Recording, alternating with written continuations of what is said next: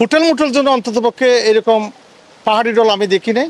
উপর থেকে ধেয়ে আসা ঢলের সাথে প্রবল বৃষ্টি একাকার হয়ে পুরো হোটেল মোটেল জোনটাই প্লাবিত হয়েছে। বলতে গেলে অনেক ক্ষয়ক্ষতি হয়েছে।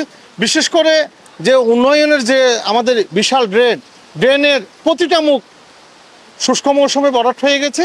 বর্ষা মৌসুমে এগুলো পরিষ্কার করে নেয় বলে আজকে কক্সবাজার তথা সারা দেশের যারা কক্সবাজার দেখতে আসে পর্যটক, তারা অতিশয় দুঃখ নিয়ে তাদের স্বাভাবিক পথ চলা রুদ্ধ হয়েছে কক্সবাজার। না, আমি কোথাও কোনো দেখি না, কারণ আমি কক্সবাজার আসা পরে কিন্তু আমি এমন বন্যা আমি কোনো দেখি নাই, কিন্তু এমন বন্যা দেখি নাই, এমন পানি দেখি নাই।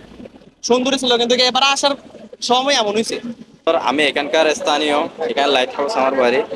আমি এরকম পানি আমি কোনোদিন দেখি না, ছোটবেলা থেকে এখানে বড় হয়েছে। কিন্তু এবছরে ড্রেনগুলো করার পরে মানে বেশিরভাগ পানি এখানে জমে থাকে, প্রায় একটু ঝড় দিলে পানি জমে থাকে।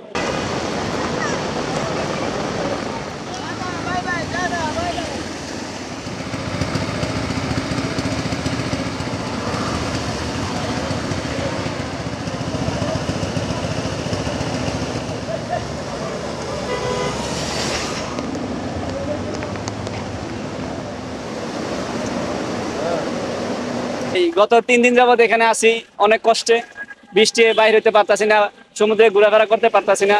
বউ নিয়ে আসছি, রুমে বসে থাকা লাগে, সারাদিন রুমে বসে থাকা লাগে। পানি কারণে কোথাও যেতে পারছেন না? না, অনেক পানি, বলার বাহিরে পানি, সারাদিন বৃষ্টি হইতেছে। এরকম একটা ব্যস্ত রাস্তায় এরকম ধরনের পানি, ড্রেনেজ সিস্টেমের অবস্থা অনেকই খারাপ। কোনো কেউ হাঁটাচলা করতে হতো তারা এখনো প্রায় হাঁটু সমান পানি পাচ্ছে। পার কাটছে মনে করেন ড্রেনটা ভরা। এই যে আমরা সেলেপটা উঠেছি, এখানে সেলেপটা দেখেন আপনার ড্রেনটা নাই।